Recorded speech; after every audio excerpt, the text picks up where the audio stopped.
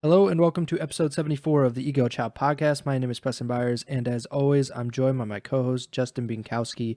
And on today's episode, we have some pretty big news regarding the CDL and its streaming rates. We have a little bit of possible challengers news, or maybe what could it mean for challengers, as well as all of the matches that happened in the past week, including OpTic and LA Thieves going at it, two undefeated teams in the final match of the weekend. And we have the final qualifying matches for Major 4 to look forward to, and we'll give our predictions later on in the show. But before we do any of that, how are you doing, Bink? I'm doing all right. Could be doing better. Yankees dropped a tough one to your Guardians just like 20 minutes ago, but we move on. Got some COD to talk about, so excited about that. Go Guards. Go Ians if you're really upset about the name change, but you're still a loser if you're upset about it. But yeah, let's get right into it. We have a few pre-match notes that we should talk about, including the fact that the this past weekend, the Call of Duty League for the first time ever was live streamed simultaneously on Twitch and YouTube. After the league announced earlier in the week that the CDL would return to YouTube for the first time this season. Of course, like a lot of the longtime fans know this, but for anybody that just kind of tuned in this season, the CDL had been exclusive to YouTube for the first 3 seasons of the CDL's existence. And this season was the first where it was on Twitch. And there was even a report earlier this season, I think it was in February, that Dexerto put out that said that the CDO had signed a new 3-year deal with YouTube, and that after the Boston Major, which you attended, and I think everybody said was an incredible event, after that event, that the CDL would go back to YouTube and leave Twitch, and all of the co-streams and all of the viewership has kind of arisen from that because of Scump and since then Methods and Zuma and all of that. But that was not to be, I guess. It never happened. They never went back to YouTube until this week when they announced that Twitch and YouTube would be the homes of the CDL. What are your thoughts on this? Obviously, it's a few days old now, but when it dropped, obviously we were working at the time, but what do you think of the announcement? Yeah, my initial reaction is it's really a best case scenario for most viewers. I know one of the when the initial report dropped that it could potentially go exclusive to YouTube, and you wrote your opinion piece on it. One of the points you raised is the money and the revenue that an exclusivity deal can bring in for the CDL. So obviously that's a downside to this from a CDL standpoint, but from a fan standpoint, being able to watch on YouTube, on Twitch is just fantastic. I really I really like the clipping feature on Twitch way much better than clips on YouTube. But after watching the CDL so long on YouTube, I really got used to the rewind feature, and that was just awesome. Like, you know, right as soon as a map ends, you could just rewind a couple seconds and immediately just find the exact score if you didn't know if it was like 250 to 190 or 250 to 180, something like that. So I really like the rewind feature on YouTube. So I know there's drops on Twitch now, so there's a lot of reasons for people to watch on either site, in my opinion. Especially if they bring drops to YouTube, which I don't know why they wouldn't, but regardless. I think it is interesting too with co-stream potential. Obviously, we've seen the success of Scump's co-stream in particular, as well as like the Flank, Zuma, methods, etc. Being able to do that on YouTube again with guys like Courage, Tim the Tatman, Noah J456, just to name a few. That should only further increase the viewership numbers for the CDL. So really, I think outside of the non-money gaining perspective from the league, I think this is a really solid move, that especially from a fan perspective. Yeah, as a fan and as a media member that covers the league, obviously you want the league to do well. You want them to be financially set. But I think even that's still a secondary priority for me. I want the league to be as accessible and as entertaining as possible, and kind of as convenient as possible for people to watch. And that's obviously the solution we have now, where it's on YouTube, it's on Twitch. You can go and watch it kind of wherever you want to, because these are the two biggest streaming platforms. There's no kind of a barrier there anymore.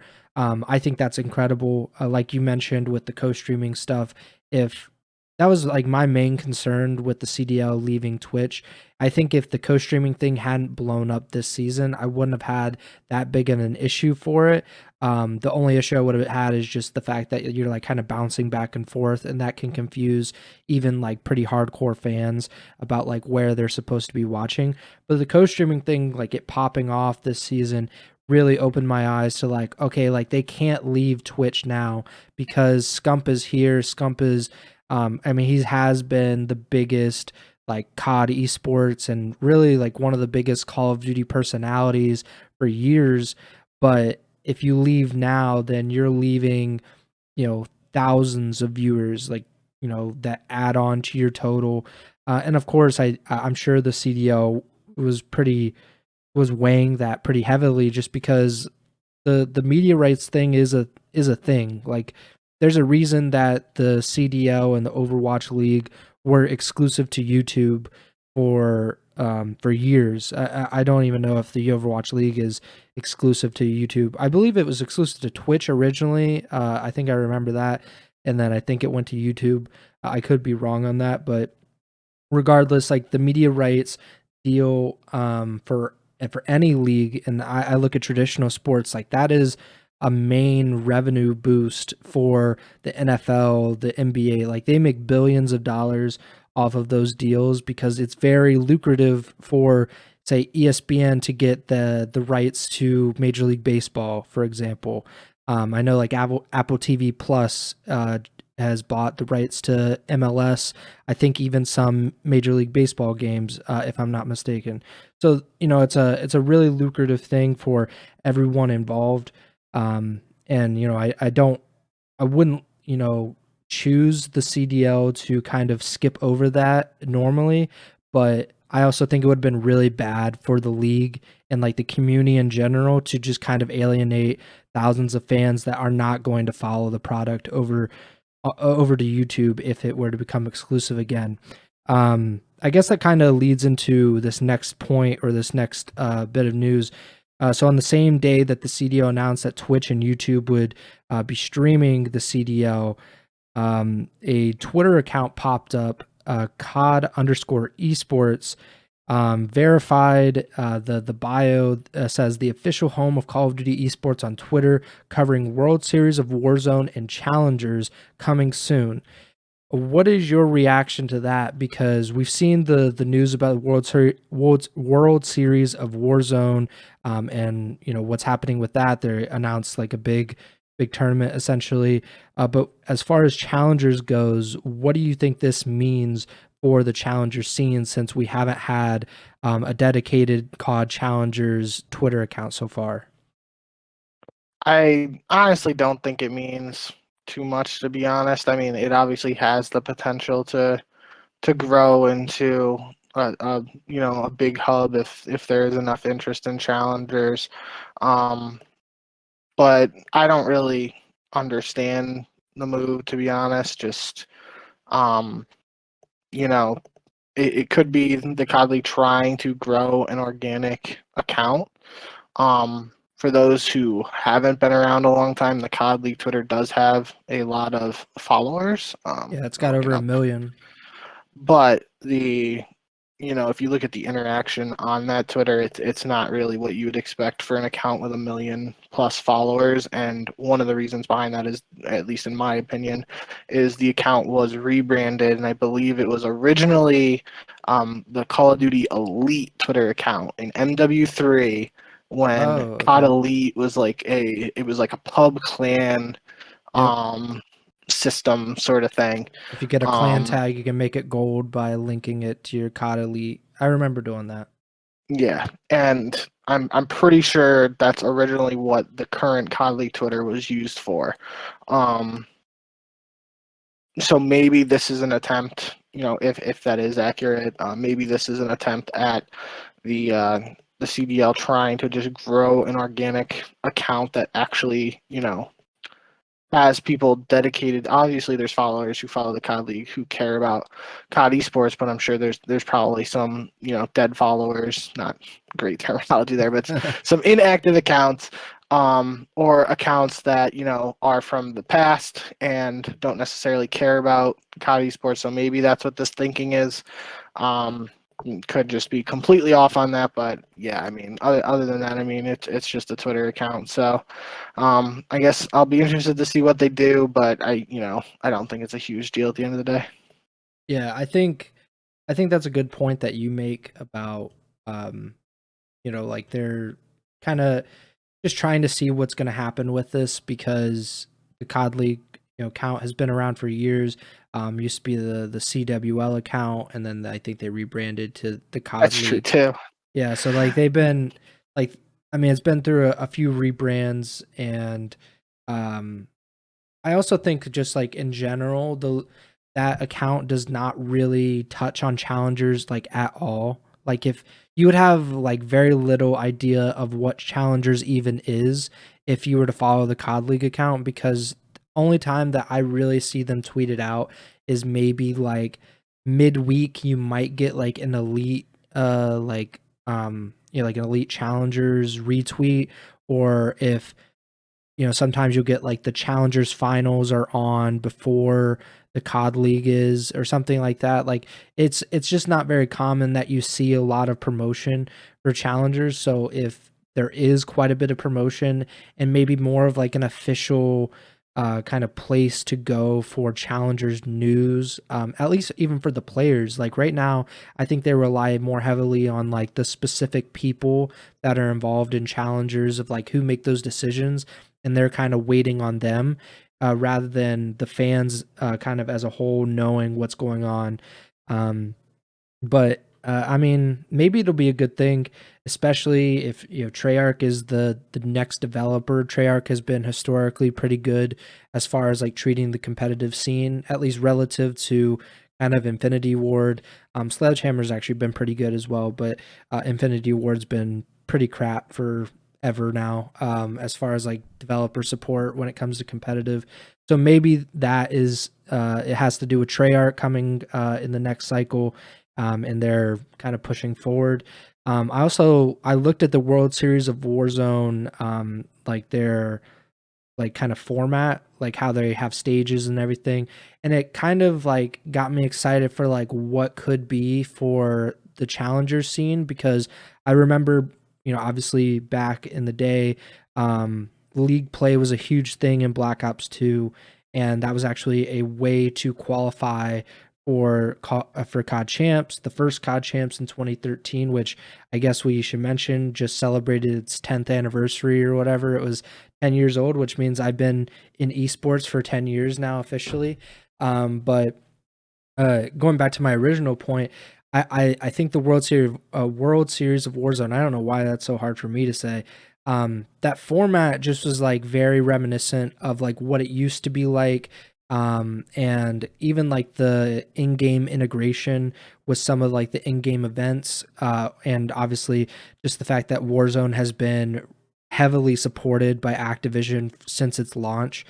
I would love for COD Esports to kind of get that kind of support, even if Warzone and like competitive Warzone comes into this scene and kind of scoops up a little bit of the competitive stuff. I think you would probably agree with me, right? That there have been a lot of like former competitive players or like, personalities in the scene that have kind of branched off into Warzone and been big streamers or kind of like people in the community. I think TP, Replays, Merc, Maven, those guys, like they don't play a lot of competitive on a regular basis. They're more Warzone. Um, Kind of getting back to my original point, so I'm not rambling too much.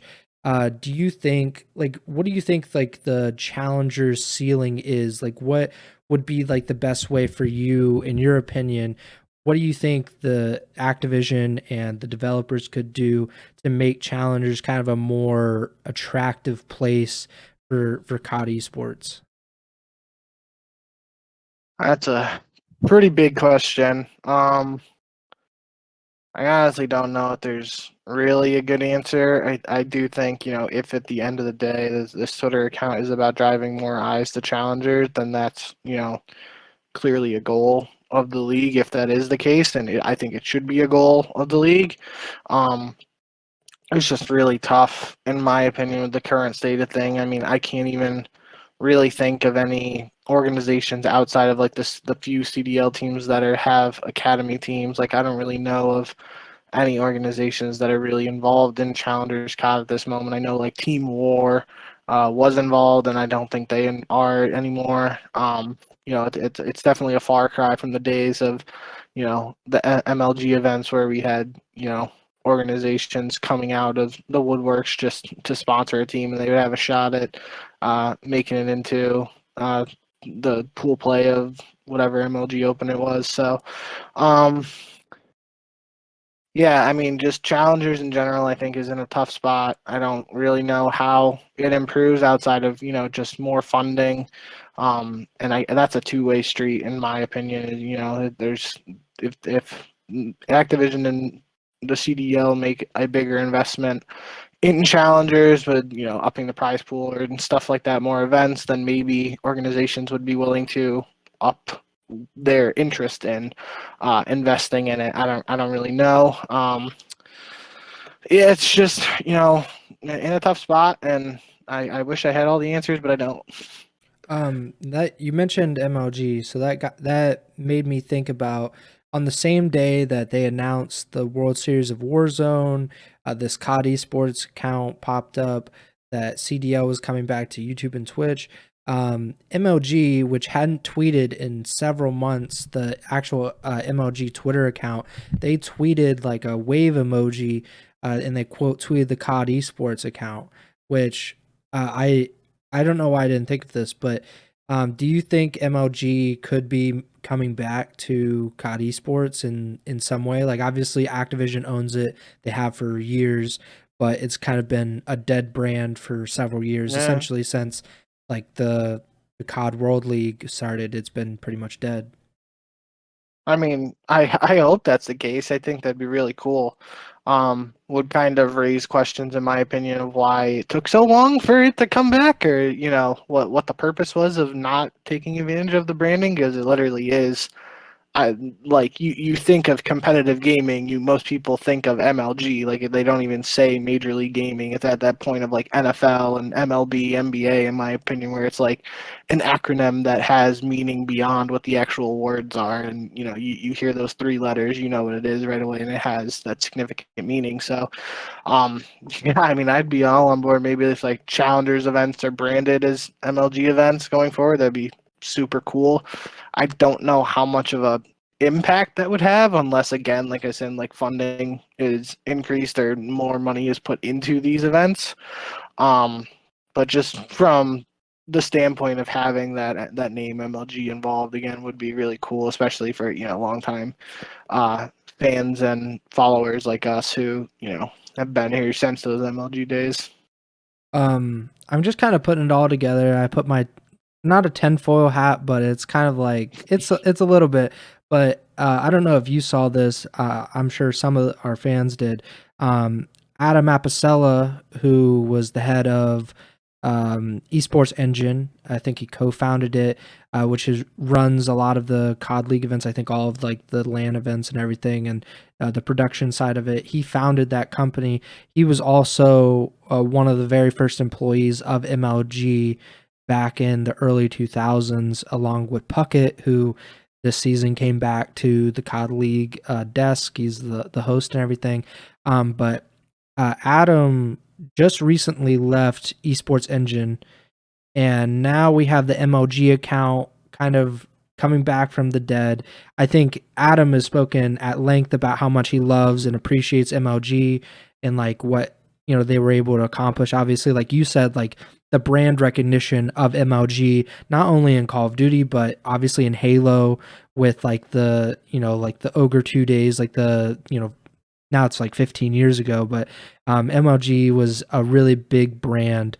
Um, I'm I'm just kind of speaking out loud, but if Adam were to come back to Activision MLG and kind of help revive that brand, I think that would be a huge thing. Especially since he loves the MLG like brand as much as probably anybody in the entire world. Just kind of speaking out loud. I don't know if you had any other thoughts on that. Nah, I mean, we might be onto something. We'll have to see. I should be a detective if this all works out for me. Let's get into these qualifying matches. We had 10 matches this past week in the CDL. Some pretty big results here. But we'll start on Friday, April 7th. Kind of a straightforward day, at least in the beginning. Boston versus London, we both picked Boston, and Florida versus Seattle, we both picked Seattle. These two matches, obviously, London and Florida have been two of the worst teams in the league this season. And, Boston, even with this roster change, they've still been one of the better teams and one of the more consistent teams throughout the year. And Seattle, I would never say they're consistent, but they're definitely a good team, at least when they are on and playing at their full potential. Any surprises, any things to note? Boston versus London and Florida versus Seattle. Was this Kremp's debut? Yeah, I think it was. I don't think we put it in the notes. Yeah, yeah. I was just trying to backtrack and look.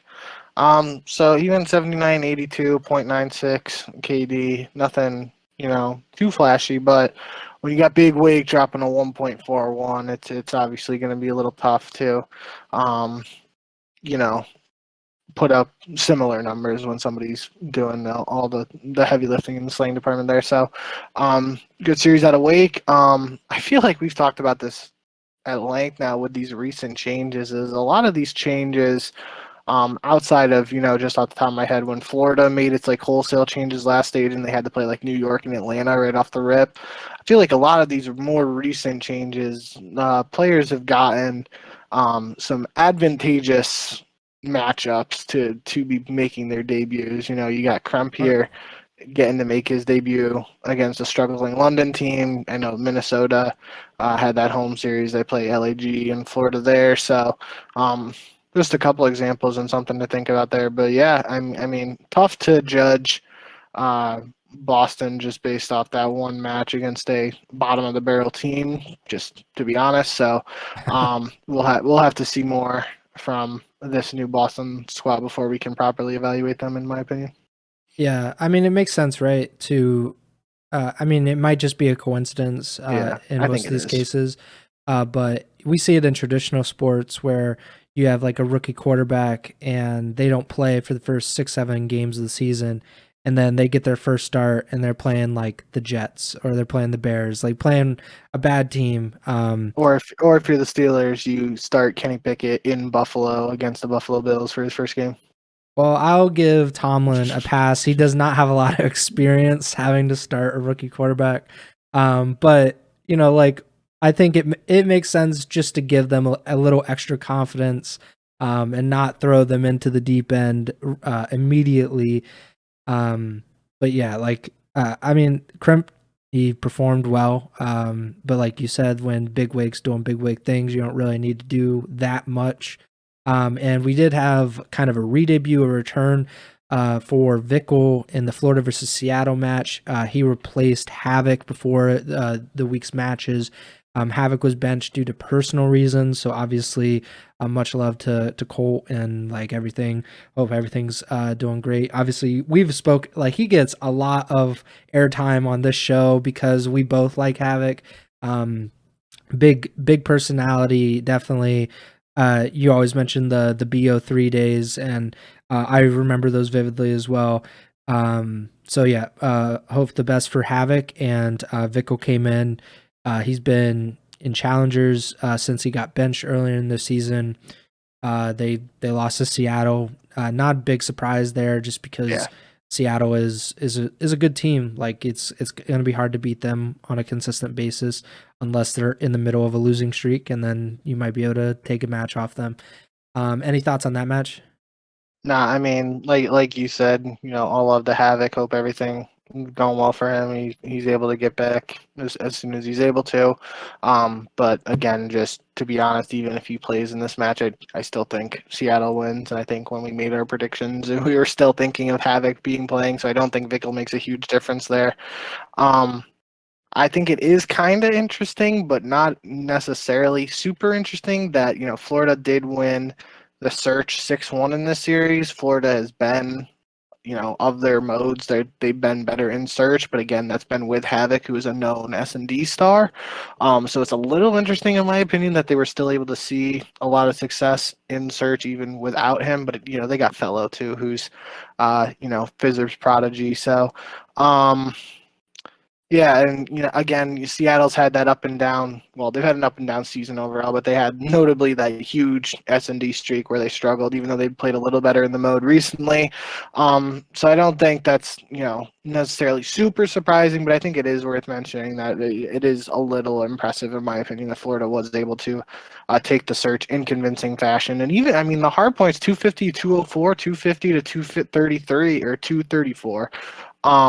Both the hard points were close, even though Seattle pulls them out in the end. So, who knows? Maybe this new iteration of Florida is able to turn things around. But Seattle, at the end of the day, was able to get this win. Last match of the day was New York versus Minnesota. Minnesota, started off with a 2-0 week last week. Had their home series in Wisconsin. Then they got back to the online matches. Against the Subliners, a pretty tough team to play in general. The Subliners win 3-1. I mean, I didn't really have a lot to say about this other than, like, obviously New York loses map 1, not ideal, but Priesta also dropped a 0.44 in that match, so it's kind of like that, if someone drops a 0.44 in your league play or your ranked play lobby, then you're probably going to lose that. Any thoughts on this match? NYSL winning 3-1. No, I mean, I just think the biggest point again is we still haven't seen a ton of this Minnesota team, and even me in particular, I still haven't watched the actual games from their home series, so I've only really seen very limited maps from this new Minnesota squad. But that was although all credit to them for getting the 2-0 start to this stage. Like you play the teams in front of you, and they took care of business on that end. But you got to go up against a squad that won the first major of the year here. So that's a much more of a test, in my opinion, than their earlier matches. They weren't able to beat this squad, and then they have 2 tough matches coming up in this following week. So I think that's the true test. If Minnesota is able to steal one of these upcoming matches, get a winner's bracket spot like locked up at the major, then that would be a huge improvement, obviously, compared to last stage where they just didn't win. But I wouldn't be surprised if this Minnesota squad just isn't, it's a tough schedule coming up. So if they aren't able to win, they go 2-3. Maybe if tiebreakers go their way, they still sneak into winner's bracket, but it could be another situation where Minnesota's on the back foot immediately heading into Major 4. First match of day 2 of Saturday, Vegas Legion versus the London Royal Ravens. We both picked Vegas. I mean, they had looked pretty good. They beat Boston in their first match, their only match of last week. London, you called it earlier. You said they're kind of like a bottom of the barrel team. Like they entered the match in last place in the CDL. Like obviously, having a really tough season, and Vegas has been pretty good as of late. And I honestly, like, this is one of the more surprising upsets I've seen in a while. And like, you look at the standings, that doesn't really make sense because Vegas, I believe, was 9th heading into the weekend. London's 12th. So like a bottom 4 team beating another bottom 4 team probably wouldn't move the needle for most people, but the reputation of Vegas and London is wildly different at the moment. So Vegas losing this seems like a really big deal, or it did at the time. Did you feel the same way that like, holy crap, like how did Vegas lose that? Yeah, I mean, at the position Vegas is in right now, every match is a must win for them in order to get as many points as they can to try to get into champs. That's their end goal for the season right now. And losing a match like this in particular, it's the opposite of what we were just saying. Like I was talking about Minnesota, right? Like they played the teams in front of them. They were able to take care of business against them despite the roster change, despite who they were playing. They just they played a team they're supposed to beat and they beat them. That should have been the case here for Vegas, and they came up short. So I think that's a really heartbreaking loss for Vegas. I mean, I'm not going to say it's like a free 10 points because all the CDL teams are very competitive. All the players are super good. So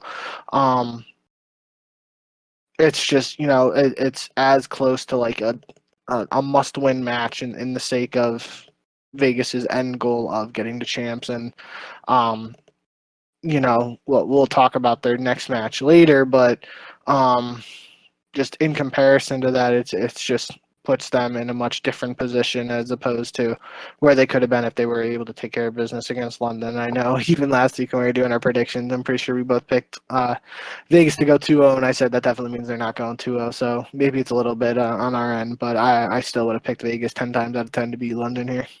Oh yeah, I mean, there was no indication that, and especially since the way they lost, like they lost that search and destroy, the LSEO 6-4 to London. We've talked about it a lot, but search and destroy has been the best game mode by far for Paris. They've struggled more so in the respawns, and they crushed London in the first hard point, 250 to 117. And then to drop the search, they get 3-0'd in control, and then they lose a close embassy hard point. Like that, it can't happen. Like it's the same thing with FaZe to a certain extent, where FaZe has to win their searches because their respawn has kind of been hit or miss. So like when they win a respawn, they have to win that series because like you're the best search and destroy team. And with Paris, or not Paris, Vegas, reverting back to old ways, but Vegas, like if you win that hard point, especially the way you win that hard point, you got to follow it up with the search win at least, and then hope you can at worst go to game 5 and play another search. Just not to even get to game 5 is pretty disappointing for Vegas. But we'll talk about their second match in a little bit. Battle of Los Angeles, LAT versus LAG. Found it really interesting. I think you had mentioned on the pod last week. You weren't entirely sure, but you were like, I'm pretty sure LAG's been really good against LAT since the Thieves had come into the COD League. And you're right. I even texted you it. LAG, they were 5-0 heading into this match against the Thieves. This is the team, like LAG were absolute dog crap last year, aside from one major run. And the Thieves won the world championship last year. The Thieves were also very good. I believe the previous year, LAG, I don't even think made champs the previous year. Like LAG has been a pretty bad team overall in the same time span. And they were somehow 5-0 against the Thieves heading in, but now they are not. They are 5-1. The Thieves end up winning this match 3-1, which you mentioned before the show. There were a ton of 3-1s in this weekend of matches. What are your thoughts on this match? Obviously, the Thieves breaking the streak is kind of the biggest thing here, right? Yeah, I mean, when I made that statement last week, if you had told me it was like 4-2, or maybe even like 4-3, something like that, I would have believed you. But to find out after the fact it was 5-0 LAG, that was really surprising to me. But like you said, nonetheless, that's not the case anymore. 5-1, still pretty good record, but for the position LAG is in, on the outside looking in of champs qualification. Obviously, they need all the points they can get to, and they just weren't able to capitalize here, or come away with a sixth coveted win against their LA brothers. So, really dominant performance from the Thieves in general. The Gorillas take the search. But outside of the 6-4 in the search, it was 250 to 250 to 89 in Embassy, so 100-point club in the first hard point, and then 250 to 102 in the second hard point, so almost 100-point club, and then a 3-0 in Control. So basically as dominant as you can be, minus like 2 points in the 3 respawns. So strong performance out of the Thieves. And again, this is, previous history aside, based on the performance of both teams, where they're at this point in the season, it's a match the Thieves had to come out, win, put themselves in a good position heading into the major, and that's what they were able to do. OpTic versus New York, first of 2 OpTic matches this weekend. Both these teams were undefeated heading in. OpTic had their only match of last week, a 3-0 over London and New York. We talked about their win over Minnesota from Friday. They also beat FaZe last week in their only match in a game 5. So that was a really big win for them. I think a lot of people were excited for this match just because New York has been pretty good all season long. And OpTic, we didn't really get to see a lot of them last week because they had a pretty quick 3-0 over London, who we talked about. Like, I don't think anybody was expecting a whole big series out of them last week. And OpTic, of course, finished second at the third major. But this was a really impressive performance by OpTic. They 100-point clubbed them on Mercado map 1, drop the S&D as OpTic does, and then win the remaining 2 respawns. I mean, what we could talk about it now. We could also talk about it later. But like, how impressive of a win was this for you? Kind of like looking at OpTic as, like a real contender, because I assume both view New York in the same way. Yeah, it was definitely a very eye-opening win for me in terms of what OpTic's potential is. I thought it was funny. I'm pretty sure I saw clips I don't know who said which one, but I'm pretty sure in the map 100-point club, like Methods on the co-stream said that like you're going to see this on the hub later, and then Miles on the broadcast made like a Brazzers reference, or it was flip-flopped which ones they said, but it was pretty funny that they both, obviously they aren't, Miles at least isn't able to hear Methods, and I'm pretty sure Methods said it before Miles did on broadcast too, but it was pretty funny. Miles definitely has a way with words that is unlike any other caster we have in Call of Duty, so I think as funny as that is, it really was just a super dominant performance. And when you think about New York at their peak, obviously based on recent performances at like the majors and stuff, they haven't been at that same level as they were at Major 1.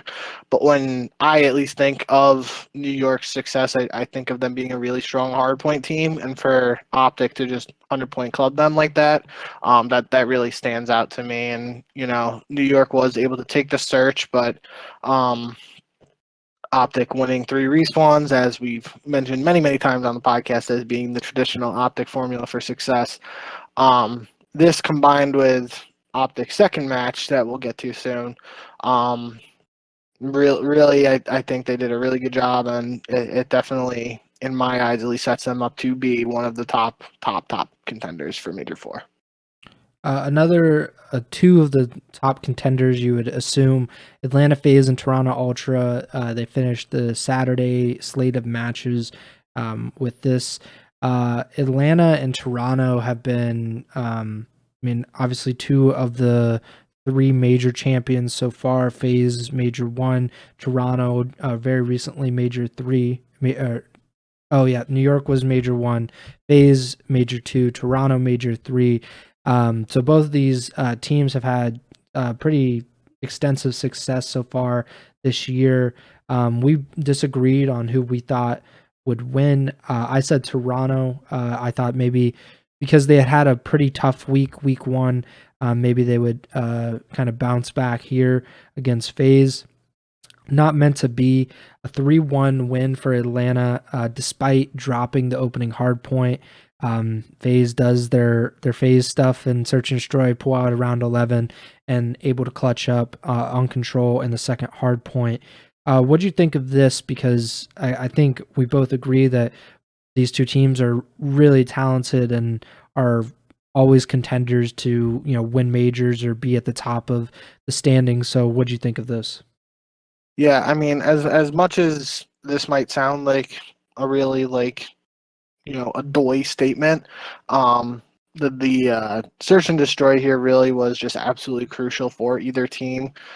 Coming off the map one win for Toronto, if Toronto was able to take that map two, like they just have complete momentum in the series, and we know Atlanta has played well in search, but if they lose that map two, then they have to win 2 respawns just to have another shot at search, which would be a mode that they just lost. But regardless, Toronto had just, outside heading into this match, I believe they were on a 4 S&D losing streak. I'm going to look to make sure. Yeah, they lost 2 to Boston and then 2 to Seattle. So they were on a 4 S&D losing streak heading into this matchup. I guess potentially could have been longer depending on the major, but regardless, at minimum, it was a 4 S&D losing streak, and it was extended to 5 here for Atlanta. But like I said, that just was a crucial win for Atlanta, and they're obviously able to go on to win the next 2 respawns, which for Atlanta, we know just how talented that squad is and what they're capable of. But like you mentioned earlier, it's just the respawn hasn't been going their way, especially in some of these online qualifiers. So they were able to clutch up after clutching up in the round 11 to get those next 2 wins, and it doesn't even have to go to another search, which is just a good sign for Atlanta that they're able to respond, especially against the team that broke their S&D win streak. Even if Toronto had been struggling heading into this match in the mode a little bit for whatever reasons. I mean, you could say they were struggling too. I remember bringing this up last week, but their losses in search were double 6-4 to Boston, and then where's the other one? I just saw it, but I lost it. Oh, 6-4 and 6-3 to Seattle. So 3 6-4s, a 6-3, and a 6-5 during that 5 S&D streak. They're not getting 6-0'd in the mode, so it's really hard to find an appropriate word to put on it. Struggle might not be the right word, but if you're losing 5 S&D maps in a row, there's something going on, and obviously we'll get to that being corrected in a few seconds, but nonetheless, at least heading into this match, it was just that game 2 was super crucial, and Atlanta was able to take it and then go on to win the series and put Toronto in a really tough spot to make the winners bracket here heading into Major 4. Yeah, the only thing I have to say about the Toronto 5 S&D losing streak is that you mentioned 2 of them were to Seattle, which is those are pretty bad losses considering Seattle has had so many issues in that game mode. Like I think I looked it up either during the show or before the show, but Seattle has only won like 12 search maps this season, and they've lost more than double that. So like to lose 2 maps to Seattle is not great, at least in search. Losing in respawn is probably not the worst thing in the world. But the next match, I think the same thing with FaZe. I mentioned earlier, but FaZe, if they lose that search, it's gonna be really, really difficult to win a series for them. They're really playing through search. Same with the Vegas Legion. They started off Sunday with Vegas versus LAG. Vegas, of course, lost to London earlier in the week, a really big upset. LAG, I mean, if you lose to London, like it's in the realm of possibility that you lose to LAG as well. Both teams are in the bottom 4 along with Vegas and Florida. But Vegas was still able to clutch up, and it was really through search that they were able to win this series. They win 6-0 on Mercado first search, and then they close it out 6-1 on LSCO, and then they also win the second hard point of the series, 250 to 223. Did this give you a little more hope in Vegas? Obviously, a loss would have been devastating for their champs' chances, but what were your feelings after this compared to what you were feeling after their London loss? Well, during the match, I was, pretty conflicted. I know Vegas has struggled in control a lot this year, but obviously after they lose map 1, they respond with that strong 6-0, like you said. Then to go down in the control, I'm thinking in the back of my head like that that this was just terrible. We're thinking Vegas has got a 2-0 week and they have the potential to go 0-2. I think they got out to a really big lead on the Hydro hardpoint in map 4, and then LAG kind of made it more competitive towards the end, but they were still able to close it out. But yeah, I mean, so it was definitely a closer series than maybe some people expecting Vegas to win might have anticipated. But nonetheless, yeah, that 12-1 round count in Search and Destroy will stick out no matter what two teams are playing. I just always remember there was that one Atlanta OpTic match in Cold War, where Atlanta won 3-2, and it was 12-1 in the round counts in S&D. So any time that happens in any series, I feel like it's just such an eye opener that it's just two dominant Search performances. Maybe it's just because I love Search so much and I'm weird like that, but regardless, yeah, I mean this was definitely, especially after the London loss, this was a must win for Vegas, and it was probably tougher than they might have anticipated, but they were able to get it done. And I think, let me look up Clay's tweet because he mentioned something that was kind of funny. Because he mentioned like the Marky B series, obviously, and I don't think this was their first win since that. But I was actually looking at it. Vegas, you can pull up the tweet, but Vegas has not won a control since February. What is it? February 17th. So it's been nearly 2 months.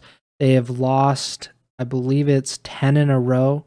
Their last win in control was against the Thieves. They've since lost to Toronto, Atlanta, Minnesota, LAG twice or 3 times in control, LAT, Boston twice, and London. It's like they've lost to pretty much the entire league in control. And one of those losses was with Marky B. Yeah, it's been bad. They are 5-22 this season in control. Yeah. So that's what the Clay match, or the Clay tweet was. Huge match for us. First win other than the Marky B one that we've gotten against a team lower than us. Some Cheddar and 10 huge 10 points. GG's to LAG. So that was just the eye-opening thing to me. It was the first win against a team lower than them in a while, which, considering where Vegas is in the standings, if we had to, I mean, it would take us a while to go back and look at all their matches and see what their record is against those bottom 4 teams below them. But if they're in that position where they're like on the brink of getting to champs with a theoretically terrible record against the teams statistically worse than them, you could only imagine where they'd be in the standings if they were beating those teams below them. So that gives me a little more hope for the Vegas is winning champs bandwagon. But yeah, I mean, I definitely would be feeling a lot better about Vegas if we were talking about them being 2-0 as opposed to, a 1-1 week here. Yeah, I think they were 0-5 against LAG, Florida, and London, except that the Marky B series. So until this one, so they've beaten LAG twice, and they've lost to Florida, London, all of the times pretty much. So it's not been great. But like you said, like they've been able to play. They've beaten Boston, LAT. Like they've beaten really good teams this season. But that control thing is really eye-opening. Like they've, like I just, it's unfathomable to me that they're 5-22 in a game mode, and they're not like last year's Legion where it's like they have no shot at making champs or anything. Like they. And it's kind of a testament to how good they've been in Search, and even like how much better they've been in Hardpoint. They actually have a 24-12 record in Search this year, and then they have a 22-29 record in Hardpoint. Not great, but definitely like not the worst it could be. It's just that control stuff is pretty bad because it's pretty much an automatic L once they get to map 3. So it's always probably an uphill battle at that point. Next match, Toronto versus Florida. No surprises there. The Ultra win this match, go 2-0 or go 1-1 on the week, excuse me, after losing to Atlanta earlier in the week, but a much needed win for Toronto here because they would have dropped to 0-4, which would have essentially guaranteed them a spot in the losers bracket to start Major 4. But with that win, they are now in a tie for 9th. So if the season had ended, or the stage had ended with this week, they would start in the losers bracket along with London, LAG, and Florida. But they still have another match. Who knows what Seattle, New York, Vegas, Boston, FaZe, Rocker, all those teams have only played 3 matches so far, and they sit at 2-1. So there's a chance that some of those teams will drop to 2-3, and then who knows what the tiebreakers will be. But if Toronto doesn't win this next their final match of the stage, they'll start in the losers bracket. What do you think of that? Obviously they've had a pretty tough schedule. It hasn't been overly easy, but it hasn't been the hardest schedule either. Like the FaZe match is definitely the hardest, but they lost to Boston and they lost to Seattle. So what do you think of Toronto's kind of struggles and them kind of in a precarious situation now? Yeah, I don't know. It's a baffling time for it to happen, really, especially off such a high of them winning Major 3. And it's really not, like Toronto is one of the teams, online COD, taking it for what it is. Like, there's been a lot of talk in the community about like the Bell Fiber and that sort of thing for Toronto. So it's not like, like it's been those West Coast versus East Coast battles that we talked about or something like that, where maybe like they don't have a good facility or anything like that. So I don't really know what exactly is going on outside of that search is what's really stood out to me. And I think it is worth mentioning here that in this match with Florida, Toronto ends their 5-game losing streak against a team like Florida, who we were just talking about in their other match of the week against Seattle. The only map they won was a search, and they won at 6-1. So they definitely were in a position here where they could have lost that search to Florida, and we would still be talking about them being on a 6-game losing streak in search. But something obviously clicked, and they just absolutely, took control of this series and did what they should do. Seems like a repetitive theme of the show of either teams actually doing beating the teams they should, or me saying that teams should beat these teams and they aren't. But nonetheless, yeah, I think Toronto is definitely, this is not where they expected to be. I think it's very safe to say this is not where they expected to be heading into the final week of the qualifiers record-wise, and potentially, heading into the major from the losers bracket. That's just a tough way to try to defend your title, but they're going to have to now these other matches are in the past. All they can do is try to win their next match and then just hope the tiebreakers go their way, and it's really out of their hands outside of that. Yeah, I don't know what's going on with Toronto. I don't know why they're having so many issues. Since Hixie joined the roster, since Hixie joined the roster up until this set of qualifiers, so like through the Major 3 qualifiers and through Major 3, they were 7-4 in Search and Destroy, which was, in line with their hard point. They're a really good control team. But in the Major 4 qualifiers, they're 1-5 in Search. They've lost 1 map on LSEO, 2 maps on Hotel, 1 map on Fortress, and they're 1-1 on Embassy. So it's kind of been it hasn't just been one map that they're struggling in. They've lost on 4 different maps, and they've been overall pretty steady in the other game modes. Like Hardpoint, they're a little bit over 500, which was in line with what they did since Hixie came into the lineup, and they're a very good control team. They win the majority of those control maps, which is in line with what's been happening since Hixie came in. So I'm not sure what exactly has changed from Major 3 qualifiers, which they did well in, to Major 3 to now, where they are 1-5, like that's whatever, like 17% win percentage on Search, small sample size. But I mean, they lost to Seattle, like I said earlier. Like, Seattle's not a good Search team. One of the worst Search teams probably in the league.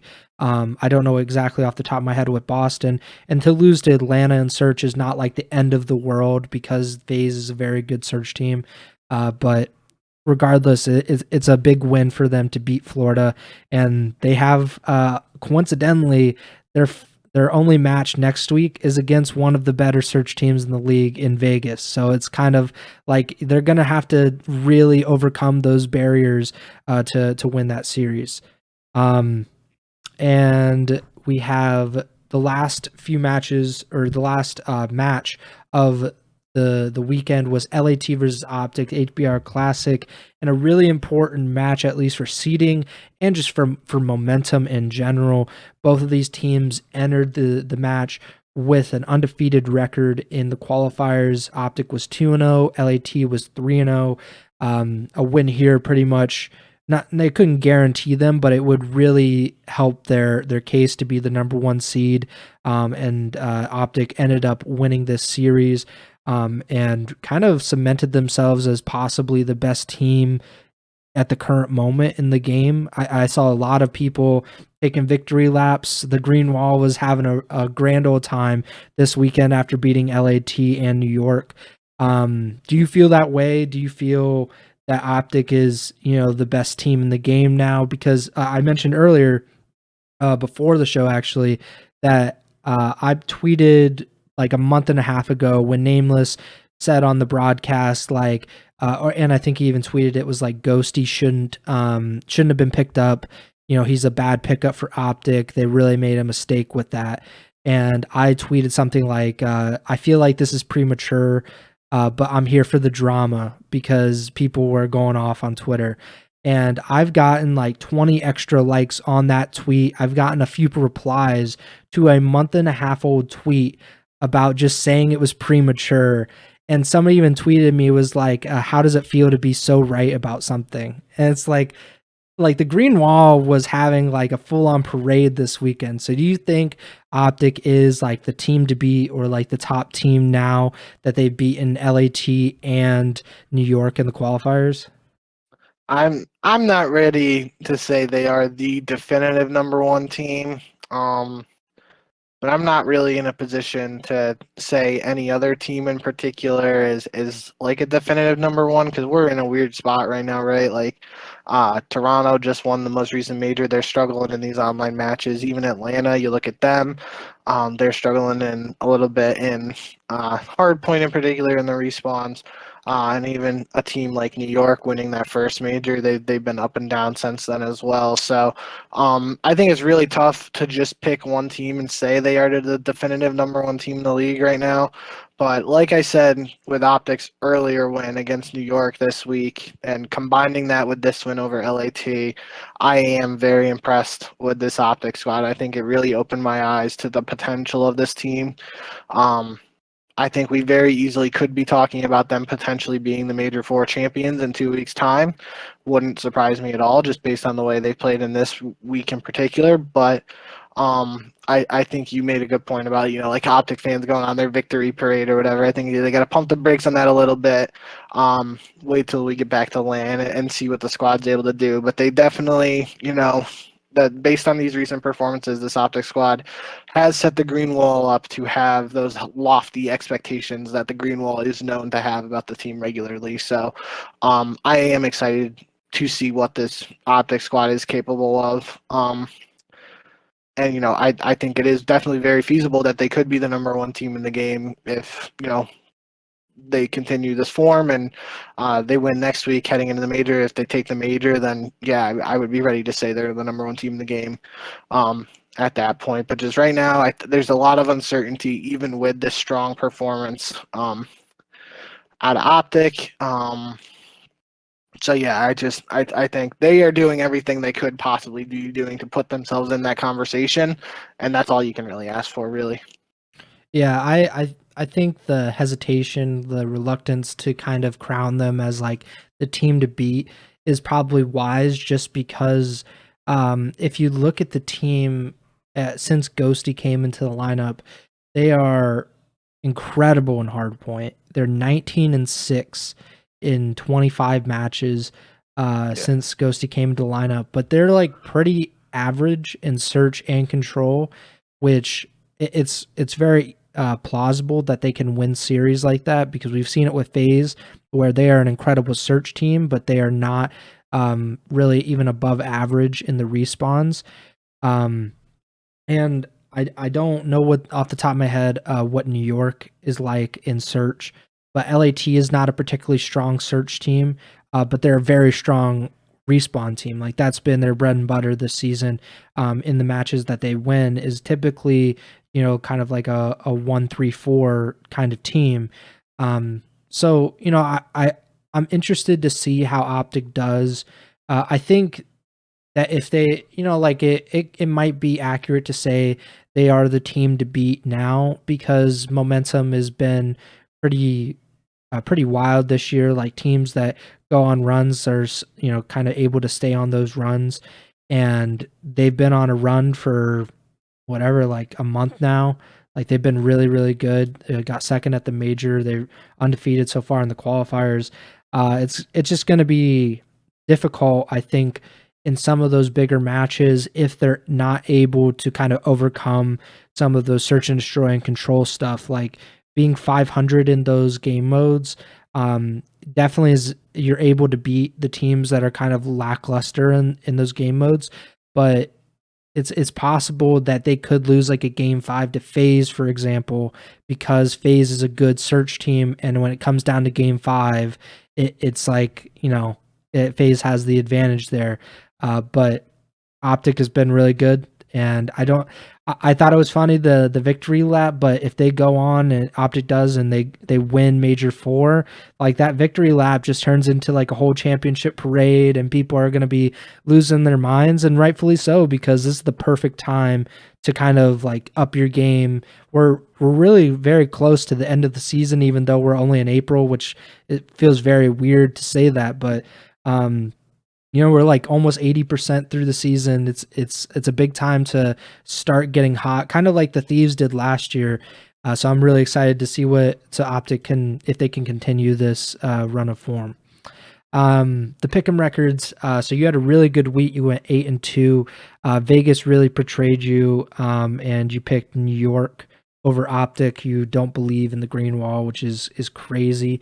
But then I picked OpTic over LAT, so I don't know what I was thinking there. But you just really hate Nade Shot, I think. So you're 76-64 on the season. I went 6-4 this week. I didn't pick OpTic either against LAT. Or we kind of switched on our OpTic picks this week. And Toronto let me down. Vegas let me down as usual, and Minnesota, which has been a theme this year, they've let me down because I've pretty much picked them a lot early on and they lost a lot. And now that I'm starting to pick them again, they're not doing too hot. So I'm 72-68, 4 games back, but we're still both over 500. We're cruising so far as we head toward the Major 4 Week 3 qualifiers, the final week of qualifying matches before the unfortunately no crowd Major 4 taking place in my hometown of Columbus, Ohio. So let's get into these qualifiers, give our predictions, and get on out of here. Friday, April 14th, Toronto versus Vegas. I mentioned it about like how Toronto's had their S&D struggles, but I think the Ultra probably come out on top just because they're a better respawn team, and they might not have to even go to Game 5 against Vegas. Vegas 3-2. I am all on board the Standy revenge game hype here. They're going to win Game 5, Round 11, and Standy's going to get up and give the double bird to the camera, and then the post-game interview, he's going to tell Standy to kick rocks, or he's going to tell Scrappy to kick rocks. He might shoot his body, which is something always to look forward to. LAG versus OpTic, going to go with OpTic.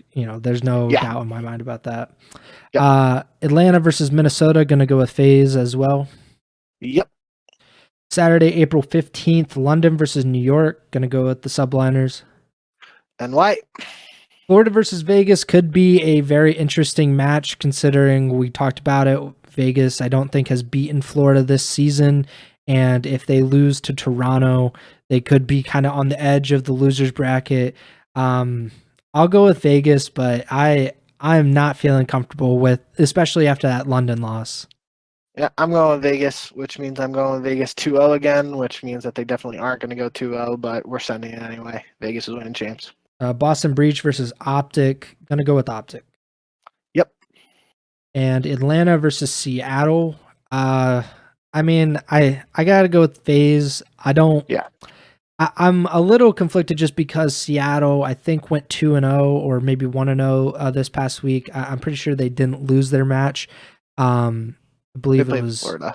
yeah. So they went 1-0. So they might be on a win streak. You never know, and I could be getting this all wrong, but I'll go with Atlanta here. Yeah, I'm going with Atlanta too, but it definitely is worth mentioning. We saw at Major 3, that Game 5, Round 11 Embassy Search and Destroy, where, Seattle arguably could have won it. 2v3, Simp gets the Deddy, the shotgun Vaznev, as people are coining it. He gets just like an insta 2-bullet kill on Pred to turn a 2v3 into a 2v1, and Atlanta was able to win it. So that was a super close series on land last time we saw it between these two teams.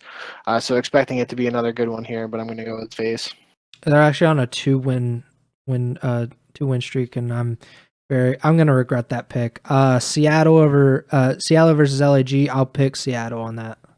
Yeah. Minnesota versus LAT. Gonna go with the Thieves. I mean, it's sad Minnesota might end up losing 3 straight matches after a 2-0 start, but they've had a pretty tough schedule, to be honest. That's exactly what I was trying to say earlier. I'm going with the Thieves here too, but especially after that 2-0 start for Minnesota, they played New York, and now this week they have to play Atlanta and the Thieves. So just a really tough schedule.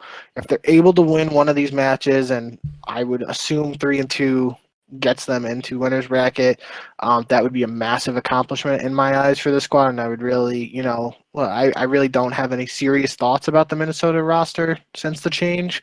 But if they're able to take a match against either Atlanta or the Thieves, I just think that's a really good sign of the potential for this team. Although it would just be one match, an online match at that too.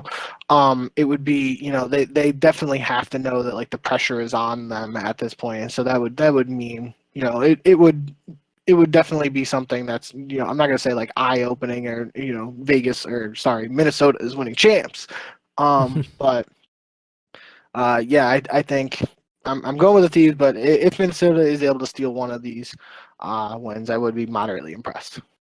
I just think like it's kind of hard to even judge what Minnesota's working Yeah, with at the moment because they played 2 of the bottom 4 teams to start, and they finish with 3 of the top 5 teams. Like that's such a disparity. Like maybe if they were playing like Vegas or Seattle or maybe even like Boston, I'd be like, okay, like I get to see exactly how much I put into this. But I mean, it's a really tough schedule. It's just kind of how it works out. That's kind of what the scheduling in the CDL. You don't get like an even schedule every time. Like especially with how strong some of these teams turn out to be later in the season versus earlier in the season. It's a tough thing to go through for Minnesota. But yeah, I'll go with LAT as well. And ending with New York versus Boston. Yankees versus Red Sox, the 2 scrubs of the AL East. To get a Tampa Bay team in here, they'll wipe the floor with everybody, even though Bink just got super triggered that I said it. New York versus Boston. I mean, I'm very interested in this just because I kind of want to see where the Breach are with Crimp. Obviously, if they beat OpTic, then that's huge. Like that's a huge surprise. They're going to be able to they might be a contender as we get to Major 4. Same with this one. If they're able to win one of these 2 matches against OpTic or New York, that'd be huge, but I'm going to go with New York. it's almost like you read my mind a little bit. I remember in particular, I don't remember when the match was. Might have been the stage 2 qualifiers, but that wouldn't have really made sense because that's New York coming off of their Major 1 win. I can't remember when it was, but I remember earlier this year there was a New York versus Boston matchup, and I picked Boston, and I'm pretty sure New York won. I don't even remember who won it or what happened, but I was in my head here. I was thinking it's baseball season. I cannot pick a Boston team to beat New York, and like you mentioned, new roster for Boston. So yes, I'm going with the Subliners here. Yeah. I mean, it's again, Boston's kind of getting screwed. They play 2 of the better teams in this week. Yeah. It could turn out to be pretty tough on them. We don't know how the tiebreakers will work because the teams through 3 to 8, they are all tied right now each of those teams have 2 matches to play. Like it's And what are you saying? not only are they're multiple 2-1 teams. New York, Boston, Seattle, and Vegas are all 2-1. They're also all 7-6 in map count. Yeah. So not only do they have the same series record, they have the same map count. And obviously, knowing how the tiebreak, I don't think if it's like a massive tie in series count, I don't think it goes to head-to-head first. I think if it's like a two-way tie, it goes to head-to-head. But I'm pretty sure map count is the tiebreaker after that. So obviously, especially considering New York and Boston are 5-6 right now at 7-6 each. This is a huge match. If one team is able to 3-0 the other, just for example, like that's a massive swing in the tiebreaker department as well. Yeah, and I think we should just stress like how big it is to just have that buffer from winners bracket to losers bracket because Oh yeah. like I don't know what the exact record is, but it feels like almost every one of those teams that starts in the losers bracket gets beat in that first match. I know there's been like a few kind of outliers, but mostly like those teams don't get any points at the major, which is the biggest way to get points in the CDL. Like getting like a top 4 finish is huge for your overall point differential. And all of these teams, like I know we've talked about Vegas quite a bit, but like even a team like Seattle is not safe, like with kind of how up and down they've been. And that's surprising considering they got a second place finish back at Major 1. They're like, there aren't a lot of teams that are like quote unquote safe, especially since Vegas has been kind of improving of late. And they're not that far behind Minnesota. They're actually only 20 points behind. So, I mean that further goes to show too the importance of major placings. If you look deeper at Minnesota and Vegas, Minnesota, as you said, 130 points in 8th place, Vegas 110 points in 9th place. They have the same exact record, 12-15, 12-15. But Minnesota obviously had that 3rd place finish at Major 2, and just that one placing, even though they have the same exact record as Legion, that one placing is what is, in my head at least, has to be the difference between 130 and 120 or 111 yeah. points. So that just goes to further illustrate your point that the major placements everything, and if you're starting in losers bracket, you're just on the back foot immediately and digging yourself a hole, whatever saying you want to use. It's not a good place to be. Yeah. So we have a really, really exciting week. Obviously, the most consequential week of matches to come before Major 4, which is coming up in 2 weeks. Trying to get the exact date just so I can give it April 20th to April 23rd. And like I said, no fans, but still it's just as important for seeding and all of the, obviously there's prize money involved and a lot of different factors including momentum can play into it because it's the second to last major of the season. A huge opportunity for teams to kind of get it right before they get into the last fifth of the season and kind of try to lock down a CDL Champs spot, which is really what everybody's been working toward all season long. So going to be a big week of matches, and like we mentioned, you can watch it on YouTube and Twitch now. But if you're watching on Twitch, go to twitch.tv/Ego Chall Podcast. Follow the channel. If you're watching on YouTube, go to the Ego Chall Podcast YouTube. Subscribe, like the video. Maybe leave a comment. Say how cute Preston is and how smart he is. That would really help me and help the channel. Also, if you're listening or watching on any other platform, Spotify, Apple Podcast, Google Podcast, all the other podcasting platforms, make sure to give us a 5-star rating on Apple. Make sure to follow, like, subscribe to the feeds. You also follow us on Twitter. He's at jbink with 2 Ks. I'm at Pres Byers, and the podcast Twitter is at Ego Chall Podcast. Next show will be probably earlier next week.